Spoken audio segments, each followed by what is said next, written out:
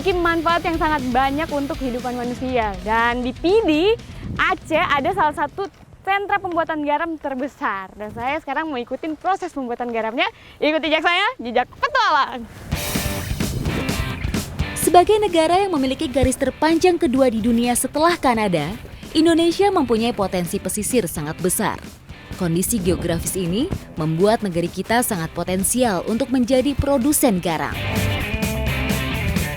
Ya, jadi ini kita lagi proses penggarukan atau ini tuh proses pertama untuk menaikkan garamnya ke atas. Jadi ini supaya cepat kering juga. Dan di sini tuh terjadi proses evaporasi atau naiknya air di dalam permukaan tanah yang nantinya itu ketika menguap itu yang tersisa hanya garam-garamnya saja. Jadi ini juga mempercepat kering dan juga mempercepat garam itu terbentuk.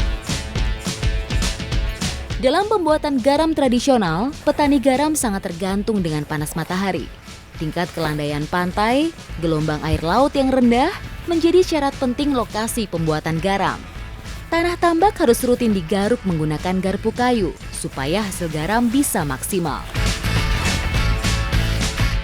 Oke, Bapak sudah selesai ya? Sudah. Ini dia yang tadi sudah ditinggalkan, sudah digaruk, ini sudah dijemur selama 2-3 hari ya Bapak ya? Iya. Dan ini sudah kadar garamnya. Udah siap Bapak ya? Tanah yang sudah mengandung garam dan siap diolah. Proses selanjutnya adalah mengeluarkan kadar garam yang ada di dalam tanah.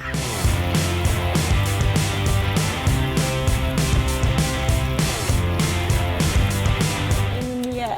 Jadi kalau di sini, ini adalah proses penyaringan yang tadi. Dan airnya ini disiram seperti ini sampai nanti menetes ke bawah, sampai airnya nanti di bawah itu jadinya putih. Air yang menetes harus terus disaring sampai jernih dan tidak keruh.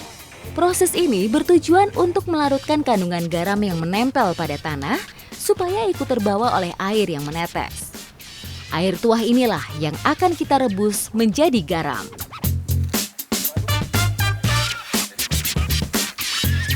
Oke, ini dia lagi proses mengkristalisasi dari yang tadi sudah kita endapkan di sana airnya.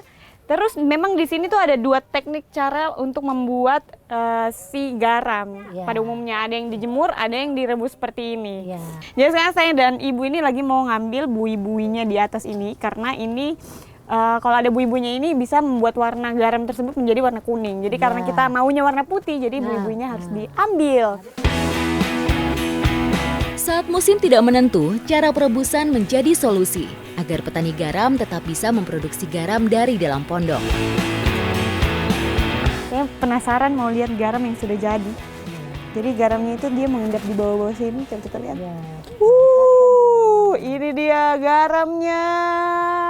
Sudah mulai jadi dan sudah mulai banyak. Jadi ini kalau jadi semua, ini sampai kering ya Bu Ya, prosesnya ini. ya. Sampai kering semua biar nanti hasil garamnya tuh maksimal.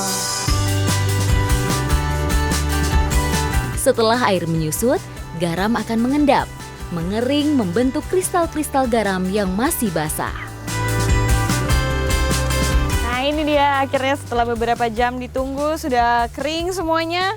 Sudah matang. Ini mau dipindahin lagi ke situ ya Ibu ya? Ya. Supaya nanti kadar airnya ini walaupun sudah kering tapi masih ada kadar airnya. Ditaruh di situ biar nanti terserap juga sama pasir-pasir yang ada di bawah. Nah.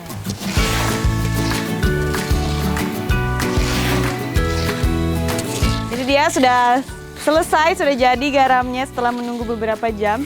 Dan ini dia proses pembuatan garam yang ada di Ilebe, Pidi, Aceh. Oke, setelah ini kita mau tukar Bu ya, mau ke pasar dulu. Saya udah ajakin Ibu belanja, tapi kita masukin dulu garam-garamnya biar mantap.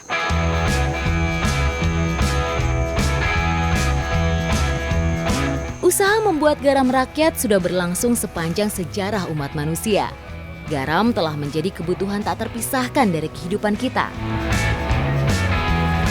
Jadi sekarang saya dan Ibu sudah berada di pasar tradisional dan Ya. memang ini adalah tempat pertemuan pembeli dan penjual. Sekarang kita mau belanja tapi saya dan Ibu nggak bawa uang nih, cuma bawa ini. Ya, Kira-kira ya. seperti apa ya? Ikuti syukurlah jejak saya, kalau mau belanja jejak nanti petualang. cukup dengan itu. Halo Ibu. Nah, jadi Ini mau tukar apa kita beli kelapa ya? ya siap. Ya, siap. Jadi kita nih di sini cuma bawa yang tadi garam yang tadi kita sudah buat dan kita mau tukar atau barter Ya. di sini karena memang di sini masih tradisional sekali dan juga masih menjunjung tinggi nilai-nilai yang dari zaman dahulu ada sampai sekarang. Ini kalau bawang bisa juga, Bu? Bawang bisa nggak? Mungkin bawang tuh harus beli dengan uang kita. Oh, ya. kalau di sini tidak semua komoditas bisa dibarter, tapi Ya, hanya ya. komoditas tertentu seperti berarti kelapa bisa, Ibu ya? Bisa. Kelapa, garam, terus tadi juga ada yang tukar padi. Ibu, terima kasih. Kita mau tukar lagi. Ayo, Bu. Ya, ya. Bawa kelapanya, Bu. Oh, Jangan iya, ketinggalan bawa kita. kelapa ya. Oke, siap.